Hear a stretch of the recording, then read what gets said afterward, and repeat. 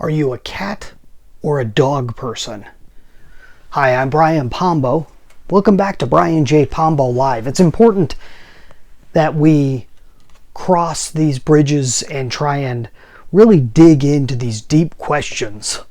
It means the world to you and your business and the future of our country. So are you a cat or a dog person? Where am I getting this from? This is from this card deck I have called Icebreakers. Yeah, you can find it on Amazon, and it just has these little random questions. They're great for having conversations and stuff like that. I don't get paid anything for this, but I love using them for videos like this on certain nights when I just want to do something a little bit different. So, are you a cat or a dog person? Now, we are going to find a way to tie business into here, so you got to hang in there with me. But first, I'll tell you, I am definitely a dog person. Okay, I'm not a cat person. And it's not because I didn't try. When I was first courting my wife in the early days, I had my own place.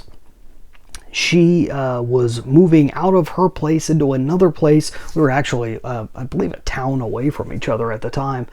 And she couldn't have a cat there. So she gave me her cat to take care of.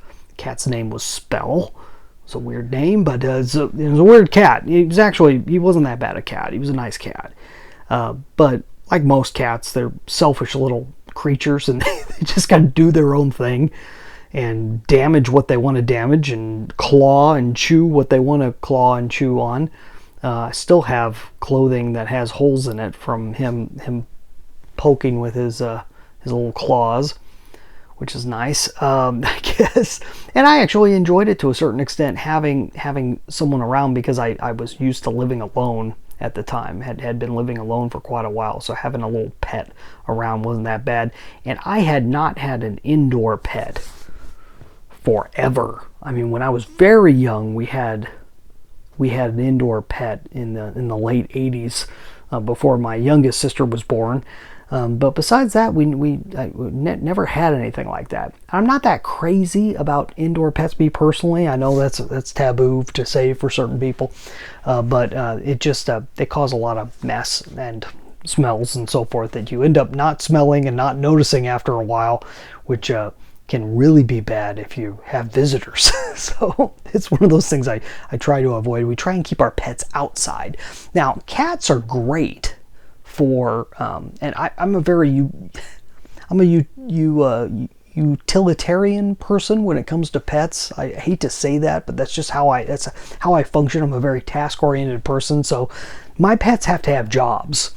And if you talk to anybody who is who trains pets, they always say your pets have to have jobs, and I'm very much about that.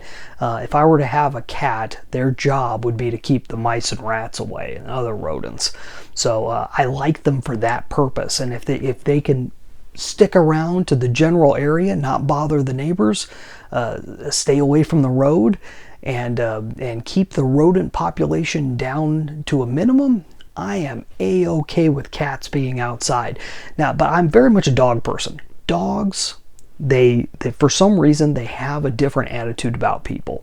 There's a friendliness about them, an openness about them, that it's tough to resist. Even the worst case scenario with a dog I've experienced is a better case scenario than with a really good cat. Okay, I'm a dog person. I grew up around dogs on the cattle ranch, and that's just my thing. Now, everyone's different. And it's part of their past. It's the way they grew up. It's whether they had indoor pets or outdoor pets and other things. And you got to know this. This is a very interesting question to ask your marketplace, your ideal customer. If you have people who you consider ideal in your customer base, ask them whether they're dog or cat people. You'll find something very interesting. It won't necessarily match with you. It will match with them, and you're going to find a very interesting similarities in certain personalities. And the type of personalities that you get along with might be very specifically a cat or a dog person. Even if what you're doing has nothing to do with pets whatsoever. it actually can be quite useful. These are little, they're demographics, but they really play off of the psychology. They're almost on the edge of being a psychographic in terms of where people come from. And knowing these type of things allow you to add certain elements to your advertising and marketing that you wouldn't have never thought of before. It's strange where these coinciding circumstances happen with things that you never would think that they would happen with before. But it's something you watch for, not just when it comes to pets, dogs and cats and stuff. The point is you always have to watch for different things that make your ideal client the things they all have in common, and try to find a way of adding it in to your marketing and advertising. Just a quick little idea, quick little concept with a fun idea. How about you? Are you a dog or a cat person? Leave a comment wherever you're watching this. I'd love to find out. I'd like to see how many of my viewers and listeners are dogs versus cat people. I'd love to see that. So leave a comment. That's all I've got for tonight. You have a good one. We'll be back tomorrow. Go check out my training for whether content marketing is right for you. Content marketing is what we're doing right here, and whether you're doing it or not doing it, you have to consider whether it's really something you want to spend more time at and expand, because it's really endless what you can do with content marketing. Like I said, I've got a training on it. It's called you can find it over at the contentmarketingquestion.com. contentmarketingquestion.com. It's a long URL, but it'll get you there. So go check it out. Let me know what you think.